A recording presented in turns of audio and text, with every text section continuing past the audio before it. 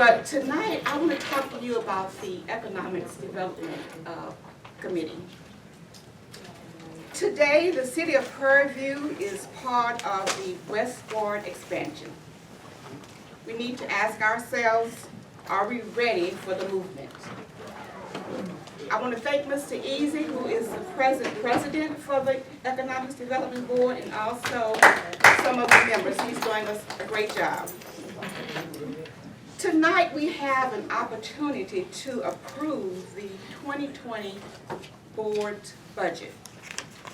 This budget will enable Prairie View to become competitive in acquiring new businesses and expanding the established ones. After much discussion, the board decided that we need an experienced director. Now, Mr. Easy is the president. We do not presently have a director. We need a director to take over. And at the same time, we need to bring on a staff. We can't put him in the office without having an experienced administrative assistant. We also need an office space. Presently, we are being packed into a hallway here at this establishment. We are hoping to seek the best person for this position, so we're going to go big time and hire a firm to solicit a director with some experience, because a director is very important. Presently, as you can see, Waller is growing. Hempstead is growing. Guys, it's possible for Prairie View to be skipped over if we're not very careful. If you were to look at Prairie View and you say, I want to find out some information, and the way I know this is because we have some property, and very frequently we get people coming in inquiring about the land here in the community. We don't have a website. We can't go to the website and see anything about the demographics, the education status, the tax base. All of this information needs to be out on the website. So if we got a director in, these are some of the things that we hope that we can work with him, so the strategies that he brings to the table, the council, the board, and the citizens, we can work together, because unless we get involved with the economics development to solicit businesses, new businesses that will come to our community, our tax base is going to remain the same. Now, we are operating presently as a mom and pop operation. My grandmother used to say when she was baking a cake and she didn't have baking powder, she would say, let's make do. You know if y'all heard that expression, make do. That's what we're doing. We are making do with what we have. It's not working. We are in the 21st, going into the 21st century. We got to become modernized. We got to put people in place. We don't need to have always reacting to situations. We need to be proactive. We need to put in place those inspectors. So the problem we're having with this complex that I'm hearing so much about, if we had had the proper inspection in place, some of these issues would not be surfacing today.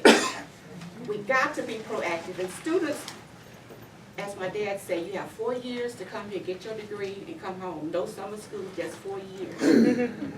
Yes, we partied also. I didn't come here. We did party. We had fun. But my main objective was to get my degree in 4 years, find a husband, and move on. Now, I'm going to change I'm going to lighten this up a little bit.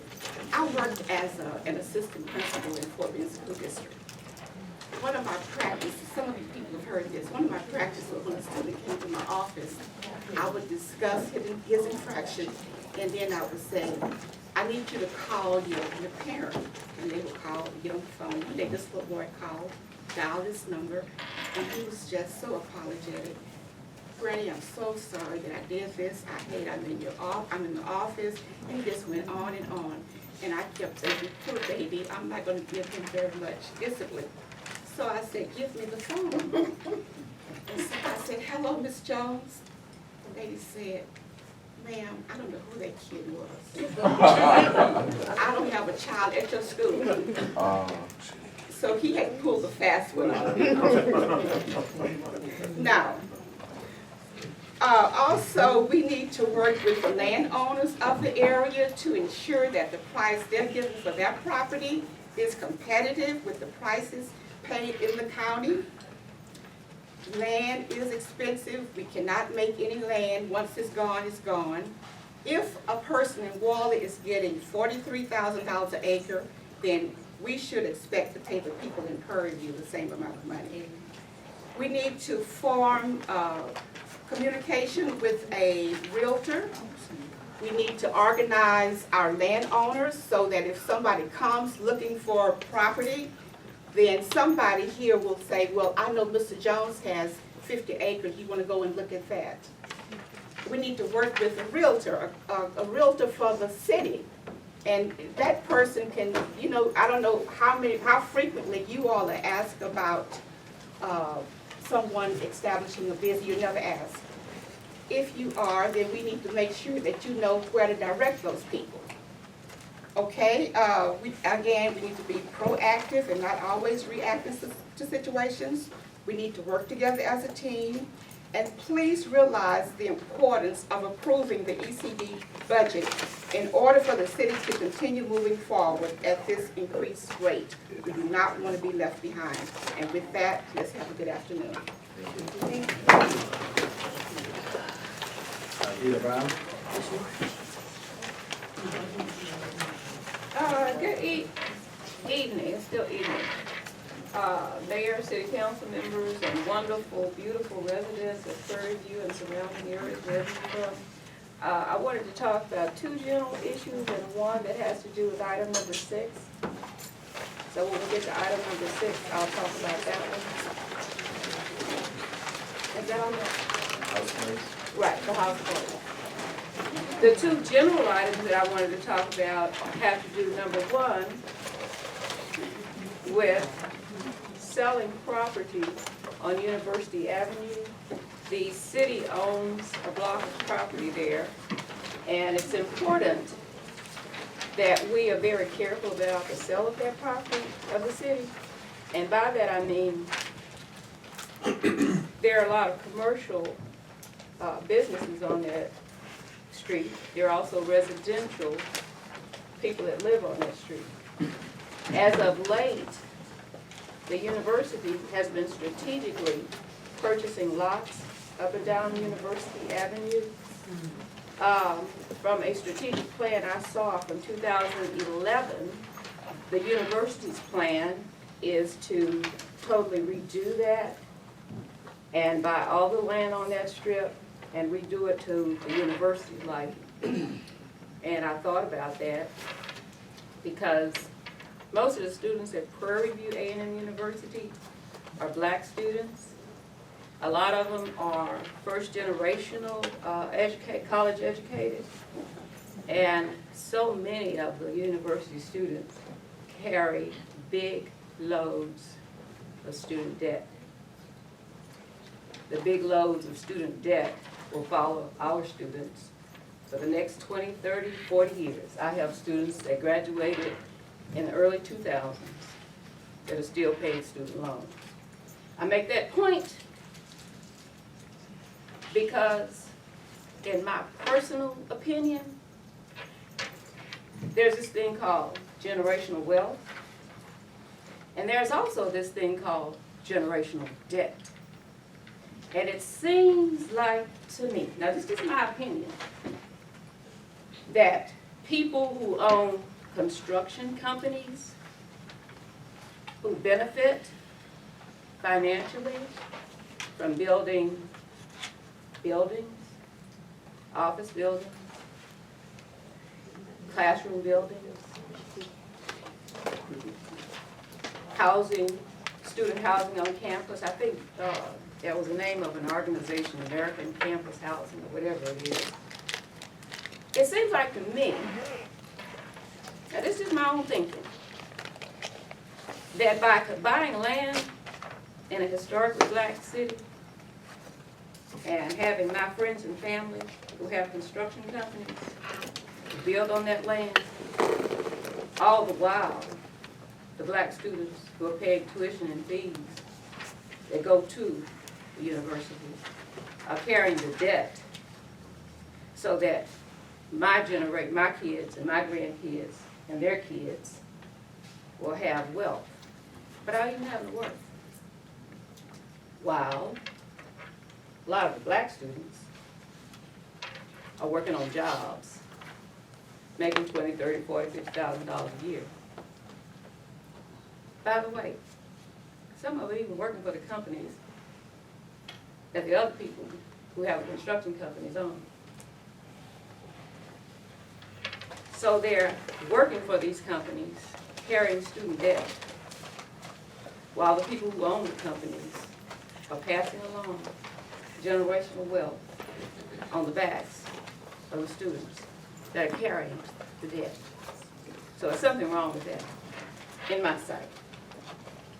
My point is, I think the city council, the mayor, should take a long, hard look at selling city property to the university. First of all, the university doesn't pay any property tax. If you sell that property to a business investor, they not only pay property tax at the commercial rate, but whatever business they open also will pay sales tax. That brings more money into the city. Second item I wanted to talk about, going up and down University Drive. I went door to door almost. There's 16 houses between US Old 290 and the light at the university owner. The majority of those houses, old people live, senior citizens. And I think that we should be very cautious about, and I know the speed limits are regulated by the state, but I think that people should drive a little bit slower. As a matter of fact, the speed limit is 45 from Business 290 all the way to Eccles. And then it drops to 35 when it gets closer to the campus. And then it drops all the way to 20 when it gets to the campus. But I'm thinking because mostly senior citizens live in that area, a lot of them walk with canes, a lot of them walk with walkers, a lot of them have to have somebody to hold their arm when they're walking. It would be wonderful if City Council would do something about reducing the speed limit. I'm not saying you have to reduce it all the way to 20 like it is on campus, but at least 35. Thank you, and have a good evening. Thank you, ma'am. Catherine Reed.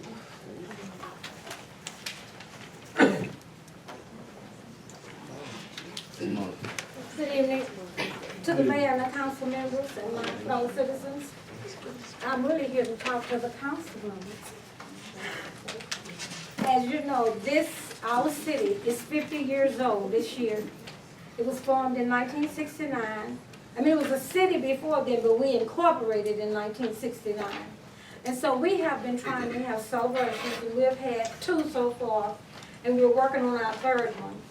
On December the 17th, at 6 o'clock, we will be having our final banquet for the city of Purview on the campus of Purview A&M University, and all the citizens are invited.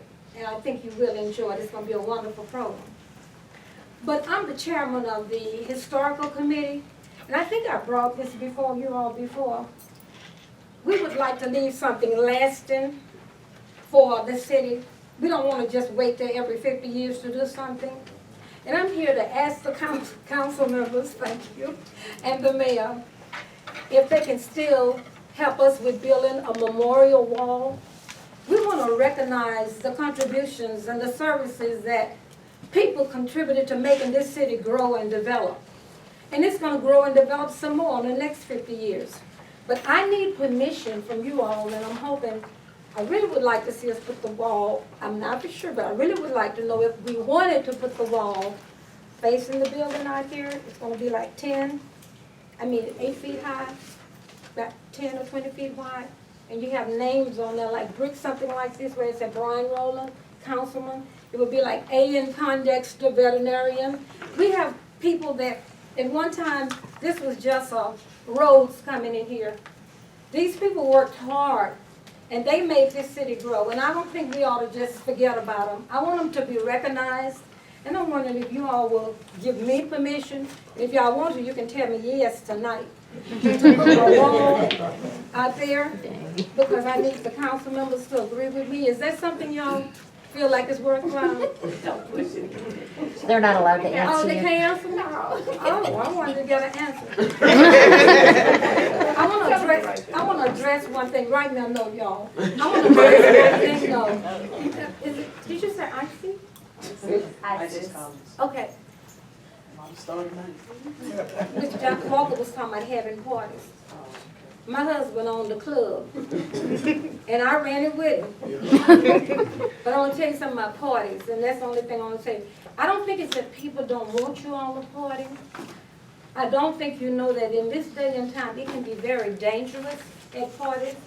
I'm gonna tell you 3 things that the chief of police and the sheriff told us when we first opened our business. If someone at your party has liquor, and don't tell me they don't, because we used to try to do it too. Whoever gives that party, you are liable. Even if you didn't tell them to bring it, even if they slipped it in, even if they had it outside, if you get caught, whoever gave the party, you're liable. If someone gets injured at your party, you can be sued. You are held responsible. The person who gives that party, so be careful, because I know that your parents sent you here really to get an education, but we do want you to have fun. I don't want you to think because of me, oh, we don't want you to have fun. Ms. Walker's right, we did. But you've got to be careful, and like she said, you can't block driveways. At the time, I had a club where you could come, but we don't run it anymore. I wish I did, so I could tell y'all to come on down there, but they was fighting so much, we had to close it. You just can't have a party without somebody starting a fight, and then it's a whole lot of trouble. And guess who they come and get when all the fights and everything break out? The owner. So I'm happy to be out of the business. But I hope y'all get this thing worked out, okay? Okay. Thank you. Oh, send me a note. Can I do my bit wrong? Yeah, I'm sorry. You have my contact information, and I've been waiting to meet you. I lost your number. That's what I'm Get your number. Get your number too. You say that. I love her. Oh, I love that one.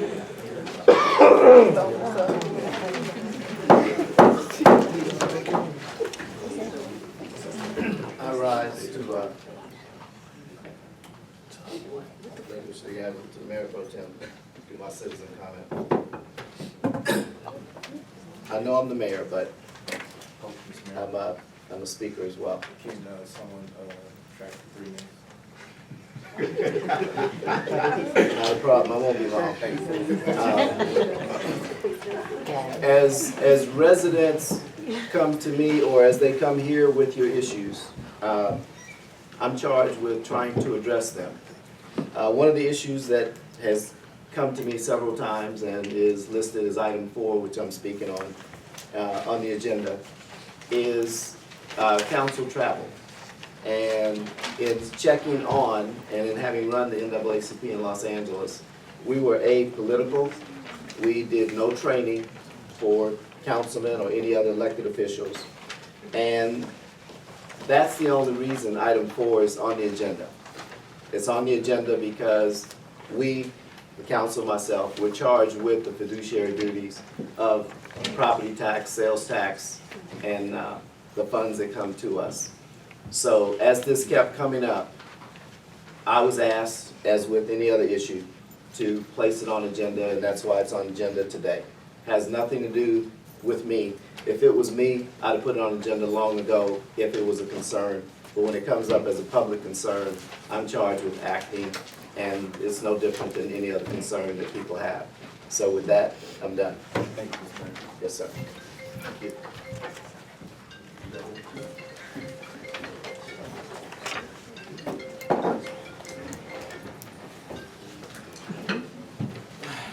Item 4, discuss the possible misappropriation of taxpayer funds. Item 1. Well, item 1, Mr. Mayor. Item 1, discuss and take I action. thought we had done that, we went back and forth. Okay. Discuss and take action on the approval of city council meeting minutes dated September 23rd, 2019. What's council's pleasure? I move that we accept city council meeting minutes for September 23rd. Second. It's been properly moved and seconded. You've heard the motion, ready for the questions? Question. All in favor say aye. Aye. Motion passed. Item 4, discuss the possible misappropriation of taxpayer funds by Councilman Brian Rowland to NAACP Convention in Detroit and other travel. And this is simply listed as a discussion, no action is being asked by council. Councilman Jones? I want to say probably about a couple months ago, we approved to have the budget split, the JJ, correct me if I'm wrong, to where each council member has 20%, and if they go over the 20%, then that comes back to council, for council to vote and approve the travel request, right? So I move that we remove item agenda number 4 from the agenda. It's been properly moved and seconded. All those in favor say aye. Councilman Rowland? Just since you brought it up, for those of you, my name is Brian Rowland, and I did represent the NAACP July 17th through the 22nd. But if most of you were here, y'all knew that we had a city council meeting July 22nd. And if you check the record, I was here for July 22nd. I told everybody I was in Detroit, and I came back specifically for this meeting. That was not provided by the tax dollars for the city of Prairie View.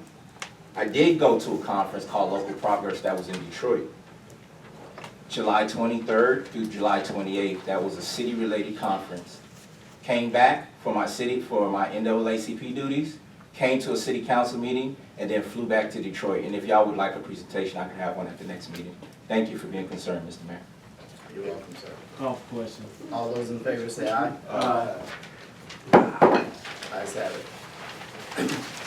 Item 5, discuss the need for audit of $50,000 to $150,000 or more in taxpayer and other funds and/or equipment taken from 2010 to 2017 to update council and the public. The district attorney charged a former city employee with this, it's public record, it's online, with this between $50,000 and $150,000. The only thing that was addressed at the time were missing deposits. What was found beyond that was there were others, and that's why, again, to bring this to council's attention, and again, no actions being requested, it's just an investigation being launched because that's a lot of money. But also, I'll be bringing that information back once that investigation is completed and the report and the other information that we found for the benefit of council information. Yes? Council? Mr. Mayor, Yes. again, my understanding on number 5, so you're asking or you're communicating to us that a investigation needs to be done to discuss an audit report that you have that is going to reveal $50,000 to $100,000 of taxpayer funds and equipment taken from 2010 to 2017, is that correct? No, it's not. Okay, can you give us? Sure. Yeah. The charges that the district attorney filed were between $50,000 and $150,000 from a depository standpoint.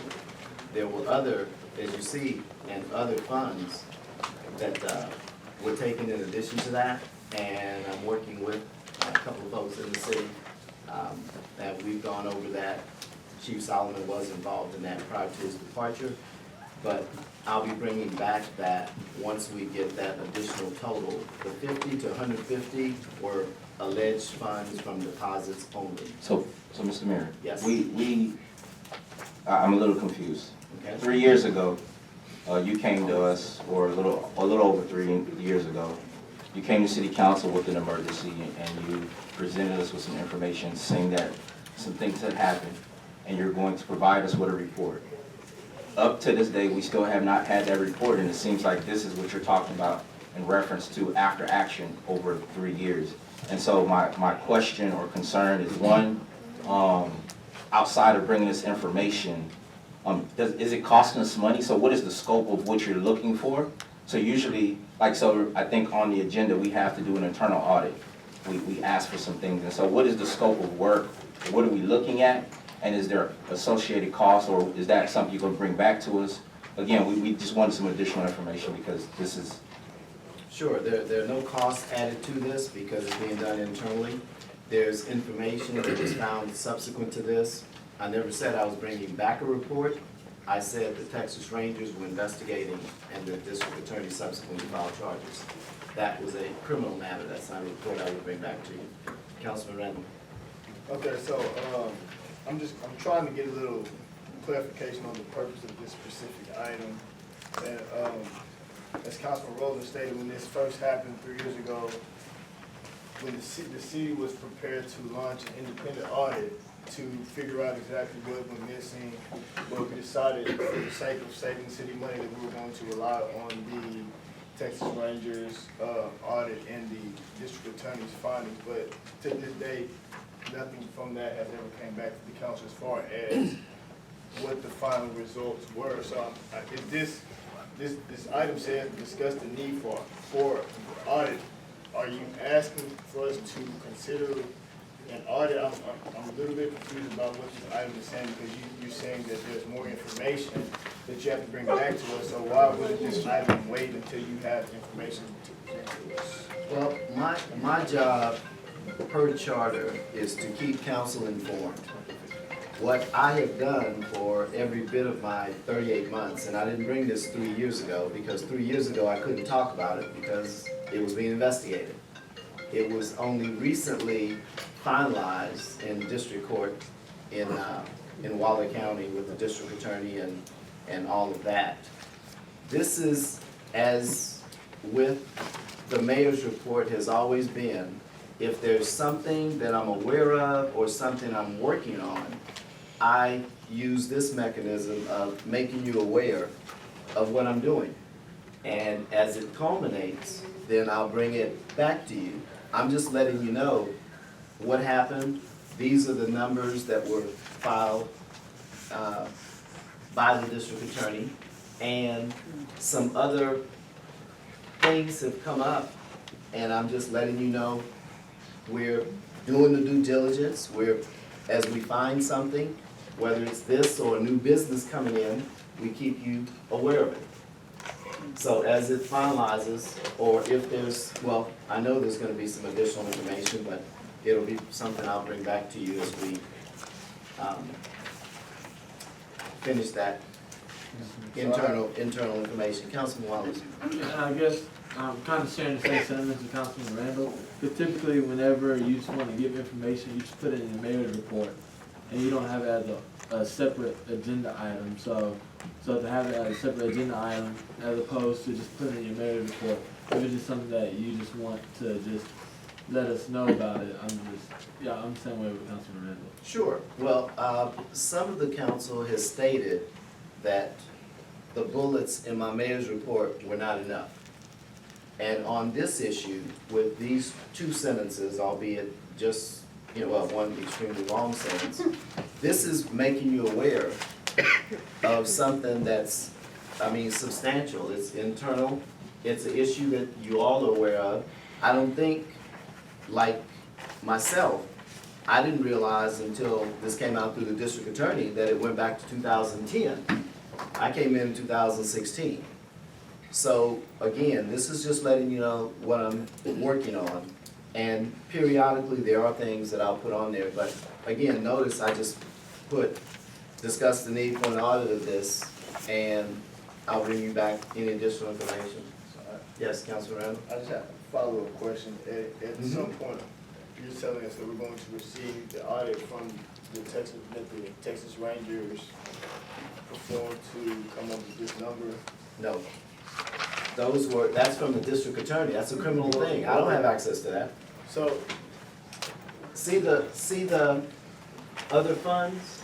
All I'm letting you know, and maybe I didn't make it as clear, but all I'm telling you here is, in addition to what was filed, there's some other funds that, So, we found are missing, and I'm just looking to try to bring that information back to you. That's so all. I'm trying to figure out how, I mean, because this is on the agenda for council, so I'm figuring out how council can work hand in hand with you. So, are you saying that the mayor's gonna perform the audit? Where's, because the item says to discuss the need for audit. So Right. I'm just trying to figure out what action is coming from this item. That's it. No, good point. If there's some, as Judge and myself are taking a look at this and what have you, if there's some additional information that we think an outside entity needs to come to, then I'll come back. But this is just me letting you know we're looking at it. And if, we'll bring back to you what we found, but if that's not sufficient, we'll be coming back asking for an audit. And I'm just letting you know so that, like, let's say when it comes up a month or whatever from now, you know it's coming. This is all this is. I'm just letting you know what we're working on. So you could very well perform this audit and it comes back as nothing more or nothing less than what was already discussed in the district attorney's report. No, we already know it's more. We already know that. That's why this is here. There were things other than this that took place, and this is just bringing back to you and letting you know. I guess my confusion, I guess everybody's confusion is why not wait until you have the additional information before bringing it to council? I understand giving us the information, but for me, this is a kind of a misleading item. Instead of just saying that, coming back a month from now saying that we performed this audit, this internal audit, these are the results that we found. Well, then I'll hear from council, why didn't you let us know you were doing an internal audit? I mean, management styles are different for all 6 of us up here. I'm just saying it's a little This is- confusing in the way that item is worded. It's a little Well, misleading. then blame it on my wording. I'll accept that. I can understand that. I just wanted to put it in front of you and let you know something was being worked on, that we found something and we'll be bringing it back to you, and then we'll bring it back to you. Yes, sir. Councilor Rowland? Hopefully, again, my sentiment's the same in reference to the item in the action. So you were just giving us an update, but then you're saying that this is not the number. 50,000 to 150,000 is a large range, but you're just saying the scope of what you're gonna be doing. Can you tell us the periods of 2010 and 2017? Why, is that different than the internal audit that we have listed, or the forensic audit that we've talked about that includes your term from the last 3 years? Is there a reason why that time is left out? Well, I'm focusing on when we know something actually took place. Okay. Typically, you do an audit when there's been a changeover. There's been no change. As you say, I've been in here just over 3 years. But because this is, we're talking stolen taxpayer money, okay? Right, so, I mean, if you've got something you wish to do, that's fine. What I'm focusing on are this stuff that was